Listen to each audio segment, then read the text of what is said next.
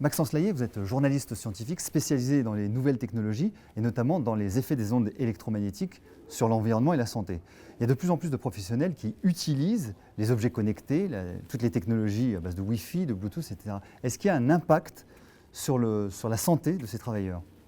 La question de l'exposition professionnelle des personnes aux pollutions électromagnétiques, c'est un vieux débat.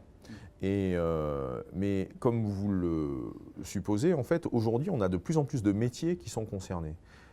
Anciennement, il y a 20 ans, 30 ans, c'était des personnes qui travaillaient dans des hôpitaux avec des appareils genre des IRM ou des choses comme ça qui étaient exposés à des champs importants, ou alors des personnes qui travaillaient dans le milieu de la métallurgie ou qui construisaient des bateaux ou des chantiers un peu lourds comme ça où ils faisaient de la soudure à l'arc et il y avait vraiment comme ça des gros champs électromagnétiques dans lesquels ils baignaient à longueur de journée, vraiment dans des situations vraiment d'industrie lourde.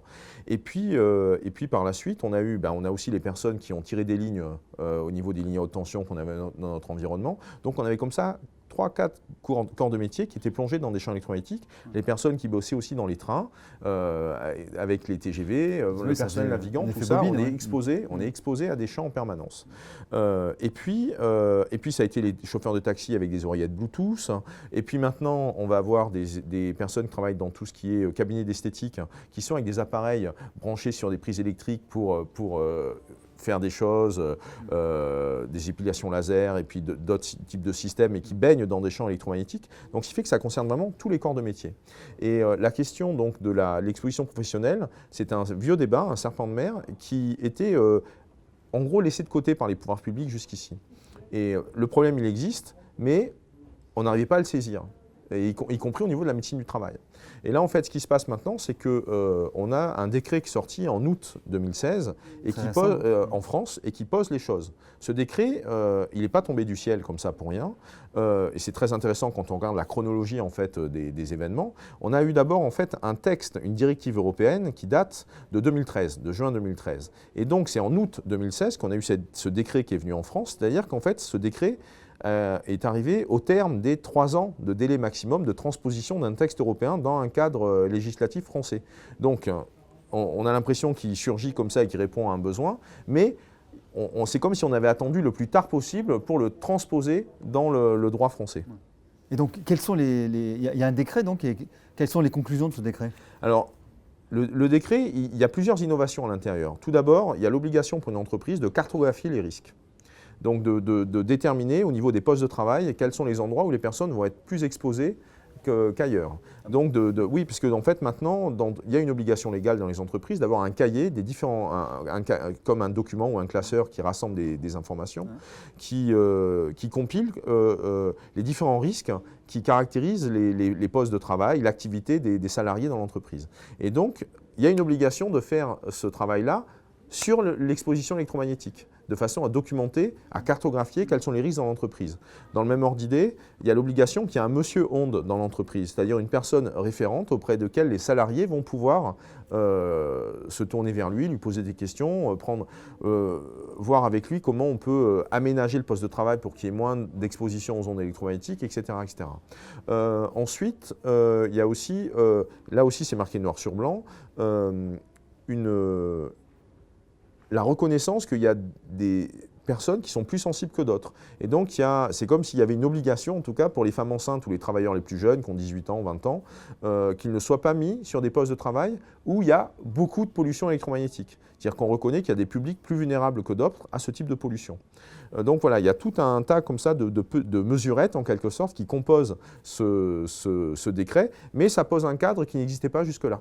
Mais est-ce que ça ne pose pas un problème légal et social? Parce que s'il y a une reconnaissance du risque professionnel, les employés de l'entreprise peuvent se retourner contre l'employeur en disant « vous me mettez en danger en m'exposant aux ondes électromagnétiques ». Oui, c'est pour ça que la cartographie des risques, elle sert à cela. Oui, mais enfin justement, si on met une personne dans un endroit qui est éminemment cartographié comme étant dangereux, il peut très bien se retourner contre l'employeur. Oui, en effet, mais l'idée c'est que ça permet à l'employeur, ou en tout cas à la lumière des mesures qui vont être faites et qui montrent comment ça peut rayonner beaucoup, ou comment c'est un point chaud en quelque sorte en termes d'exposition électromagnétique, le salarié, l'employeur va avoir le devoir d'aménager le poste de travail pour réduire le niveau des champs. Protection, alors. Exactement, pour mettre en place des mesures correctrices pour réduire le niveau d'exposition des personnes. Et si le niveau d'exposition des personnes ne peut pas diminuer, par exemple, c'est le cas pour tous ceux... Diminuer l'exposition. Oui, mais c'est le cas pour tous ceux qui interviennent sur des antennes relais, qui interviennent pour réparer ou pour installer des antennes. Ou c'est le cas aussi pour tous les ingénieurs informatiques qui font des installations de hotspots Wi-Fi, qui font des installations de réseaux sans fil. Tous ces profils-là, toute l'informatique sans fil depuis 15 ans, c'est accompagné de toute une classe de salariés qui sont exposés à des champs, entre guillemets, qu'on ne peut pas diminuer, puisque leur boulot, c'est de les faire fonctionner, les champs.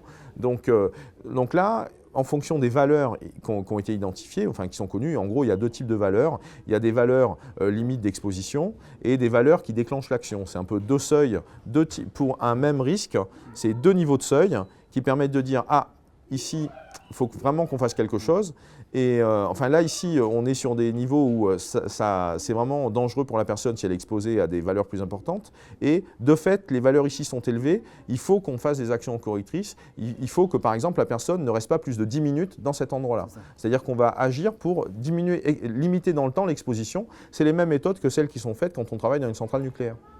C'est le même principe. C'est le même principe. Mais alors, un autre exemple de protection, ce serait quoi? Est-ce qu'il y a des matériaux qui peuvent protéger, isolants, etc. Bien sûr. Ça fonctionne? Ça fonctionne. On va avoir deux familles de matériaux. En gros, ce qu'il faut avoir en tête, c'est ça. Il y a deux familles de matériaux. La première famille, c'est tous les matériaux qui sont écologiques ou qui sont pour une maison saine ou qui participent à l'isolation d'une maison. Mais en fait, il apparaît que ces matériaux naturels, du chanvre, de la brique de terre, des choses comme ça, ont des facultés d'amortissement, ont des facultés d'absorption plus importantes que des matériaux fabriqués de synthèse ou des matériaux fabriqués de façon artificielle. Okay, donc, des matériaux naturels, ça isole mieux à propriété égale, à poids égal, à épaisseur égale. Ça isole mieux, ça amortit mieux les ondes électromagnétiques que d'autres matériaux. Ensuite, on va avoir des matériaux qui sont conçus spécialement pour ça. Par exemple, les gaines blindées pour les câbles électriques. Ou alors, il y a même des plaques qu'on peut installer au niveau d'un appartement, par exemple, qui sont conçues de façon à amortir les ondes. Elles contiennent, c'est comme s'il y avait un film à l'intérieur du plâtre, de plaque au plâtre en quelque sorte. Il y a des films à l'intérieur qui vont faire écran. Il y a une innovation française qui date d'il y a 2-3 ans. Il y a pas des papiers exactement. peints, c'est ça, ouais. L'histoire des papiers peints, c'était il y a 2-3 ans. Mais c'est avéré, ça, c'est vrai? Bien sûr, c'est avéré. Ça marche bien? Exactement. Alors donc, il y a eu des papiers peints qui ont été développés par un cabinet à Grenoble et qui ont fait une espèce de tissu, de trame, de motif qui est présent sur le papier peint. Ce motif a pour propriété, en quelque sorte, d'interférer avec l'arrivée d'une pollution électromagnétique. Et alors, ce qui fait qu'en sortie, de l'autre côté, on a très peu d'ondes. Simplement parce que c'est le motif géométrique qui déstructure l'onde électromagnétique en quelque sorte. Qui la désactive, quoi. Qui la désactive, et ce papier peint est en vente depuis 1 an. Et ça marche. Et ça marche, bien sûr, ça participe. Alors, pour finir, Linky, on en est où là, Linky? Les fameux compteurs connectés. Voilà, les compteurs connectés. Le dossier, à la fois, n'a pas beaucoup avancé en termes de prévention et il a énormément avancé en termes de déploiement. Les pouvoirs publics, les pouvoirs publics continuent de faire la sourde oreille par rapport aux saisines qui ont été faites. Et là, en fait, depuis 6 mois, le gros des nouvelles concernant le Linky, c'est qu'il y a eu une étude, une campagne de mesure qui a été faite de façon à rassurer tout le monde sur le fait que le Linky, ça rayonne très très peu. Et donc, on a des conclusions officielles qui font que le Linky rayonne très très peu, sachant qu'on a quand même des valeurs assez élevées, de l'ordre de 1 vol par mètre par exemple, quand on est à moins de 20 cm, soit du compteur en tant que tel, soit aussi, c'est là où c'est important, des prises électriques qui participent du réseau électrique. Donc on est toujours dans cette idée que se mettre à proximité des câbles va faire qu'on va être exposé à une pollution supplémentaire. Le problème à chaque fois avec les ondes électromagnétiques, ou en tout cas avec l'environnement dans lequel on est aujourd'hui, c'est qu'on est sur des pollutions distinctes mais qui se superposent, qui s'accumulent. Elles s'accumulent dans le temps et elles s'accumulent en termes de nature. On est à la fois exposé au téléphone portable, on est à la fois exposé au Wi-Fi, on est à la fois exposé aux ondes basse fréquence, on est à la fois exposé aux interférences transitoires de haute intensité, des hautes fréquences transitoires qui traversent le Linky, on est exposé comme ça à différentes familles d'interférences électromagnétiques qui en fait perturbent nos fonctionnements à l'intérieur et nuisent à notre santé. Maxence Layet, merci d'avoir répondu à nos questions.